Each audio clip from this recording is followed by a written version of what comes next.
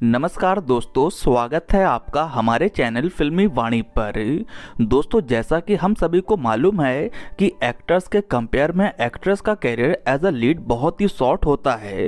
Hero तो 30 से 40 साल बड़े ही आराम से डोमिनेट करते हैं, लेकिन इस बीच एक्ट्रेस की पारी बदलती रहती है। फॉर एग्जाम्पल, साउथ के एक्टर्स तो सेम उसी तरह से एक्टिव रहे और एक टाइम पर उनके अपोजिट ज्योतिका, भूमिका चावला, आसिन और सोनाली बेंद्रे जैसे एक्टर्स को कास्ट किया जा रहा था। थोड़ा आगे बढ़ने पर हीरो तो वही रहे, लेकिन उनके अपोजिट काजल अग्रवाल, हंसिका मोटवानी, श्रिया सरन और तमन्ना भाटिया जैसी एक्टर्स टॉप लीग में आ गई। उससे थोड़ा और आगे बढ़े तो कीर्ति सुरेश, साई पल्लवी, दिशा पाटनी, अनुपमा परमेश्वरम और रश्मिका मंदाना जैसी एक्ट्रेस ने उनकी जगह ले ली और अभी श्रीलीला जैसी कई नई एक्ट्रेस आ चुकी हैं, लेकिन साउथ के एक्टर्स अभी भी सेम हैं। यानी कि हमने देखा कि हीरोइंस का कैरियर हीरो के कंपेयर में कितना शॉर्ट होता है।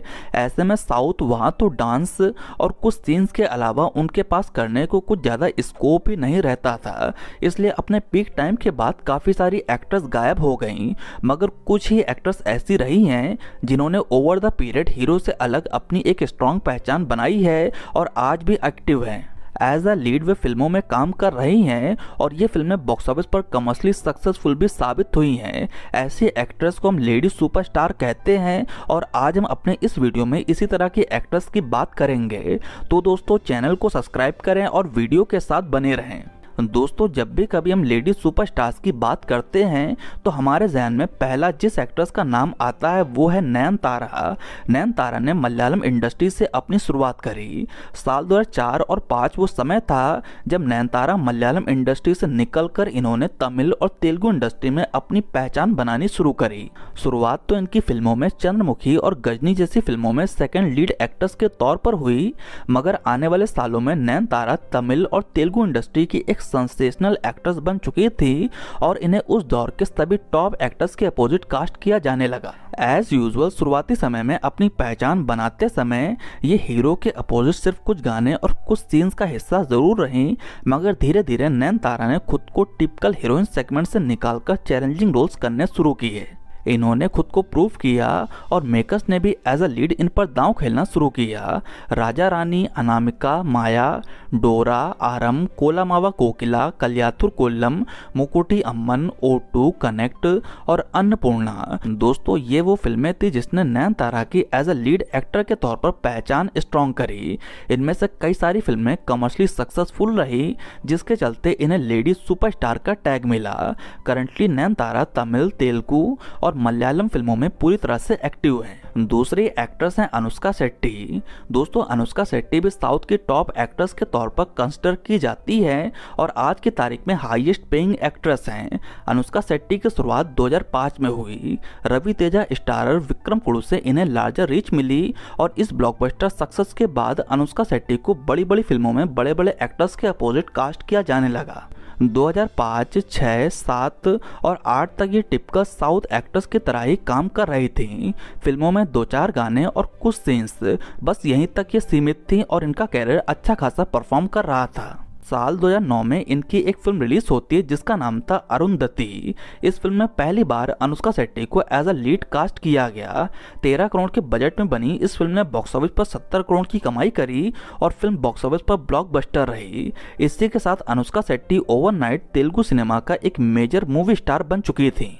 इसके बाद ये साउथ की टिपिकल फिल्मों के पैरेलल कुछ ऐसी फिल्मों में काम करती जहां पर इनके रोल्स काफ़ी स्ट्रॉन्ग होते और इन्होंने एज अ लीड फिल्मों को उठाया भी। पंच केसरी, नागावल्ली, इरादम उलंगम, बाहुबली, रुद्रमा देवी, साइज 0, भागमती, निशब्दम और लेटेस्ट रिलीज हुई मिस शेट्टी और मिस्टर पॉलीसेट्टी जैसी फिल्में कमर्शियली सक्सेसफुल रहीं, जहां पर मोस्ट ऑफ द फिल्मों में Anushka Shetty as a lead नजर आई या तो उन फिल्मों में अनुष्का शेट्टी का बहुत ही इंपॉर्टेंट रोल रहा।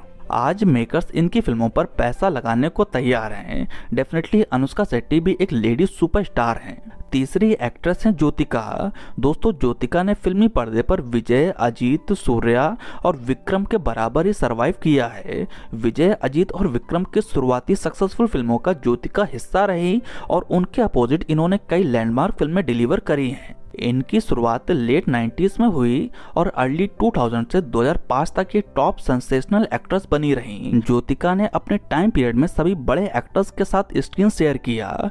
दोस्तों आज की तारीख के जो सभी बड़े साउथ एक्टर्स हैं वो उस समय अपने अर्ली फेज में थे, इसलिए ज्योतिका को सिर्फ फिल्मों में उनके आगे पीछे नाचने या एक दो सीन के लिए रखा नहीं जाता था। ज्योतिका का फिल्मों में काफ़ी इम्पोर्टेंट रोल हुआ करता था। हालांकि 2005 और 2006 में कई नई एक्ट्रेस आने के बाद इनके कैरियर में ब्रेक ज़रूर लगा। 2010 के आसपास इन्होंने ब्रेक लिया और 2015 तक ये किसी भी फिल्म में नज़र नहीं आई।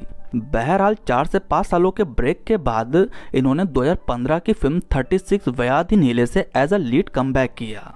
फिल्म को पॉजिटिव रिस्पांस मिला और इस तरह ज्योतिका की सेकंड इनिंग की शुरुआत हुई। दोस्तों ज्योतिका ने अपनी सेकंड इनिंग में मगालट्टिन मुट्टुन, नाचियार, काथिर माझी, राक्षसी, जैकपॉट, थाम्बी, पुनः मंगल वाडू और उदान पिरप्पे जैसी फिल्मों में काम किया। इन फिल्मों में इन्होंने अपनी परफॉर्मेंस से एक स्ट्रॉन्ग पहचान बनाई है और आज फीमेल ओरिएंटेड फिल्मों की अच्छी विकल्प हैं।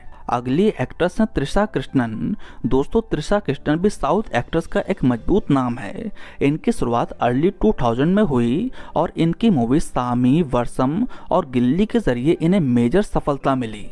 त्रिशा कृष्णन 2005 तक एक सेंसेशनल एक्ट्रेस बन चुकी थी। Over the period Trisha Krishnan की डिमांड बढ़ती रही और टफ कंपटीशन के बावजूद त्रिशा कृष्णन अपनी एक स्ट्रॉन्ग पहचान बना चुकी थी। देखने वाली बात यह है कि इन्होंने अपने दौर के सभी लीड एक्टर्स के उलट लगभग 2 दशक की लंबी लेगेसी तय करी है और आज भी लियो और पुन्नियन सेल्वन जैसी फिल्मों में काम कर रही हैं। इन्होंने द रोड, रागी, परम पदम, विलेट्टू, 96, नायिका और अन्नामलाई जैसी फिल्मों में काफ़ी इंपॉर्टेंट रोल प्ले किया है और त्रिशा कृष्णन साउथ सिनेमा की one of the greatest actress साबित हुई हैं। अगली एक्ट्रेस है समंथा। दोस्तों इन्हें इस लिस्ट में ऐड करना थोड़ा अर्ली है, लेकिन इनकी लेटेस्ट फिल्मोग्राफी को देखकर ऐसा साफ लग रहा है कि इन्होंने अब ऐसी फिल्में चूज करनी शुरू करी हैं जहां पर इनके पास सच में काम करने को कुछ हो। अब ये किसी बड़े हीरो की फिल्म में सिर्फ नाम के लिए काम करना नहीं चाहती। समंथा ने इस इमेज को मानती से तोड़ने की कोशिश करी, जहां पर कीर्ति सुरेश स्टारर इस फिल्म में इन्होंने छोटा रोल करना भी पसंद किया। यू टर्न मेरे हिसाब से सोलो लीड के तौर पर इनकी पहली फिल्म थी और इस फिल्म को बॉक्स ऑफिस पर ब्लॉकबस्टर सक्सेस हासिल हुई। इवन इस फिल्म को कई भाषाओं में रीमेक भी किया गया। इसके बाद ये सुपर डीलक्स, मजीली, ओ बेबी, जानू, यशोदा और शकुंतलम जैसी फिल्मों में काम किया।